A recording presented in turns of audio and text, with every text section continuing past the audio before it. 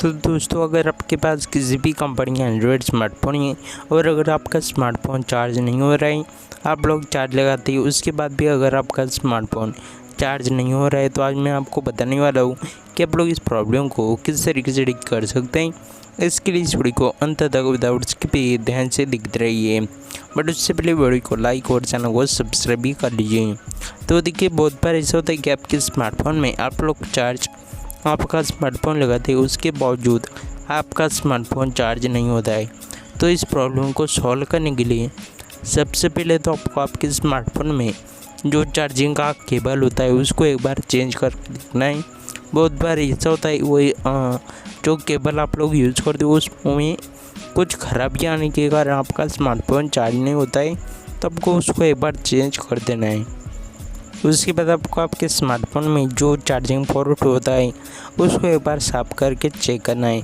बहुत बार ऐसा होता है उसमें कोई धूल मिट्टी या कोई कचरा अटकने का कारण जो है आपके स्मार्टफोन में चार्जिंग जो है लग नहीं पाती है।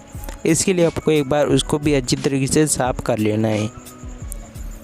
उसके बाद आपको आपके स्मार्टफोन में जो एक बार चेक करना है, एक बात आपको चेक करनी है, अगर आपका स्मार्टफोन बहुत ही ज़्यादा गर्म हो रहा है या फिर गर्म हो गया है तो उसको आपको एक बार चार्जिंग से हटा के ठंडा होने देना है, मतलब नॉर्मल टेम्परेचर पे ही। उसके बाद फिर से आपको उसको चार्जिंग पे लगाना है। उसके बाद अगर आपका फ़ोन फिर भी चार्ज नहीं हो रहा है तो आपको आपके स्मार्टफोन को स्विच ऑफ करना है और फिर से आपको उसको चार्जिंग पे लगाना है। बहुत बार ऐसा भी होता है कि आपका स्मार्टफोन स्विच ऑफ करने के बाद चार्ज होने लगता है। उसके बाद आपको आपके स्मार्टफोन में सेटिंग ऑप्शन ओपन करनी है, एडिशनल सेटिंग या फिर सिस्टम मैनेजमेंट वाली ऑप्शन पे क्लिक करना है। उसके बाद बैकअप एंड रीसेट वाली ऑप्शन पे जाना है।